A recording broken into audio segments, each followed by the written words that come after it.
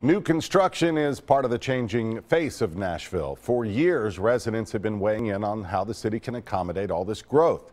News Channel 5's Andrea Klein-Thomas tells us how their feedback can help city leaders moving forward. She's live over on Rosa Parks Boulevard with more. Andrea. Well, Rory, you know that it's hard to drive around downtown without passing one of these cranes. Now, with more construction, it'll eventually lead to more traffic. And all these condos and apartments that are popping up are making it so much more expensive to live downtown. That's some of the feedback that Nashville Next has been compiling from residents for the last 2.5 years. And they finally put all of that feedback in an extensive report. In the next 2 decades, 185,000 new residents are expected to move to Nashville. The growth is coming, and we have a chance now to kind of define how we want to accommodate that growth. More than 17,000 residents have offered their input about how to do just that. Their feedback is part of a brand new report that highlights some of the firsts in this growing city. The people that have the resources are moving closer in, and the people that don't have the resources are further out. So how do we deal with that issue of providing equitable services to all parts of the community?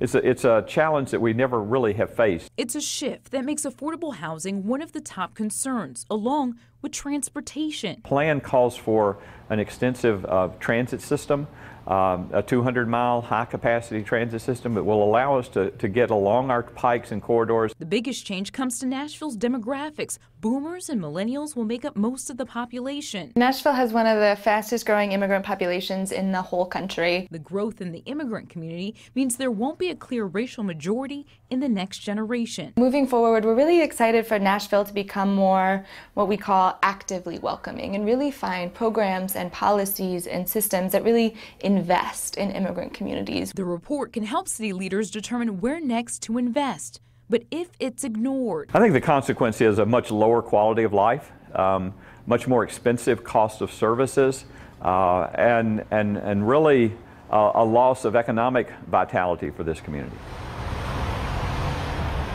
And the report covers a whole host of topics, including economic development, education, arts, and natural resources. Now, residents are urged to go online to take a look at the report. Your feedback is still desired, and open house meetings will happen next month. Then they'll go back, incorporate that into a finalized report that will be presented to the Planning Commission in June.